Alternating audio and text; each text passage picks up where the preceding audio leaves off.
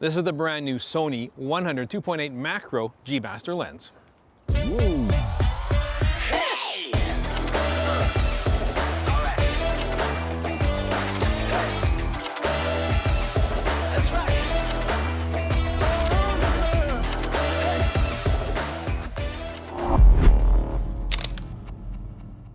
This is a really exciting lens from Sony. I mean, they brought out their 90mm macro lens quite a few years ago, and it was very well received, a really nice quality lens, but there's been a lot of advancements in technology, both in the motors and in the optical properties, what these lenses are capable of doing nowadays. So Sony introduced this brand new 100mm 2.8 macro lens, and it's got a few tricks up its sleeve that the old lens didn't have.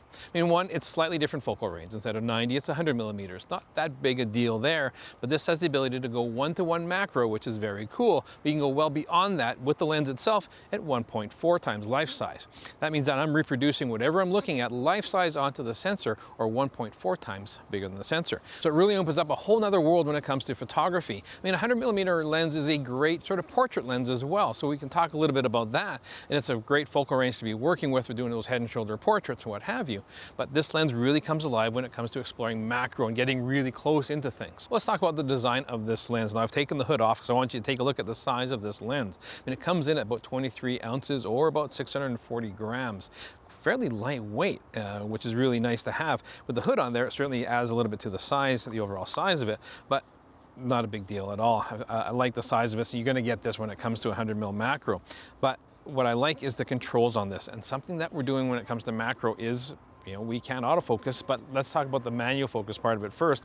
And it's one of the few lenses on the market that still has an actual clutch, because macro is a much more precise, precision kind of stuff when it comes to focusing. So I don't always use autofocus. I want to use manual focus and have a lot more control.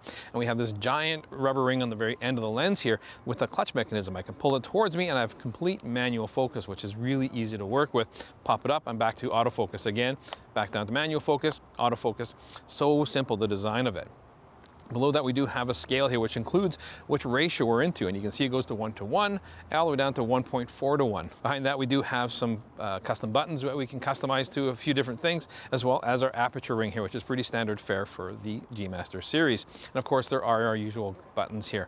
Full-time autofocus, range limitation, which is kind of important on this. If we know we're going to be shooting super close, let's keep it super close. We have optical stabilization in and out, and also an iris lock if we want to lock it on the A mode and let the camera decide what the aperture is going to be.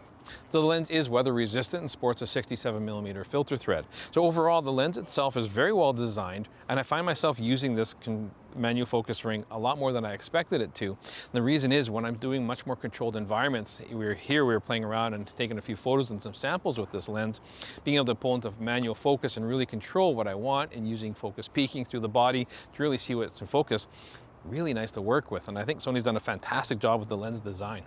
Of course, we can switch between autofocus and manual focus very quickly, but how good is the autofocus itself? Well, it's fantastic. I mean, we have 4 XD motors in here, so it's driving the autofocus extremely fast, really accurate, really well. I mean, the other day I was out at a park and there's a dog playing catch with a frisbee with its owner, and I was a little bit further away than I would have liked to have been. But take a look at these shots here of the sequence of events. No trouble at all with keeping up with the action, and that's what those 4 XD linear motors are doing.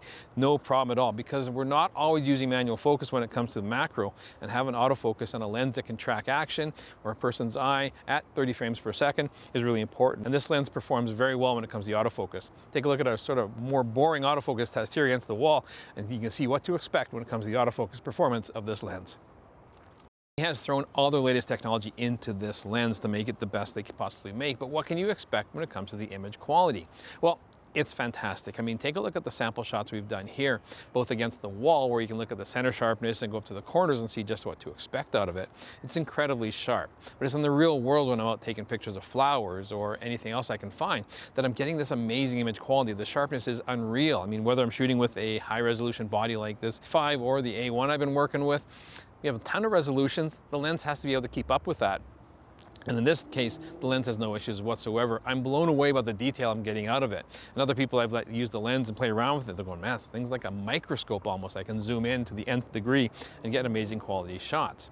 Now, what's more impressive with this is that for the first time ever in a Sony macro lens, you can put a teleconverter with this. You can put the 1.4 and the 2-time teleconverter on this lens, giving it more reach. So instead of that 1.4 conversion to life size. Now I'm up to 2.8. I can bring things in even closer.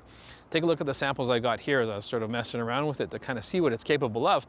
It's very impressive to have this kind of range. So overall, after using this lens for a little while, what do I make of it? Well, I really like it. I love the fact that Sony is improving upon their lenses, not just bringing out a slight different variation of a current lens they already have. I mean, the 90mm macro was really well received in the first place and became a favorite for a lot of people.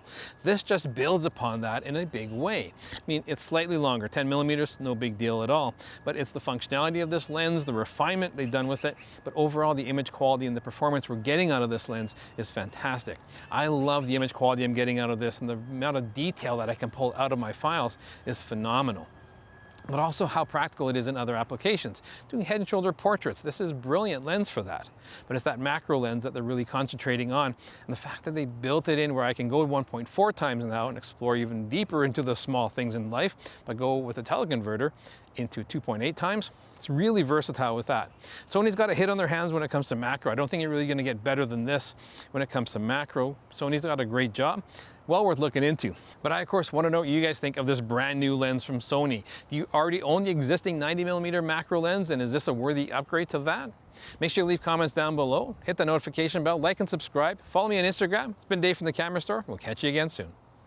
Hey, thanks for sticking around and watching this episode on the Sony 100 Macro G Master lens. If you want to check out more recent content, click up here. If you're Canadian and you want to shop local, check out thecamerastore.com down here.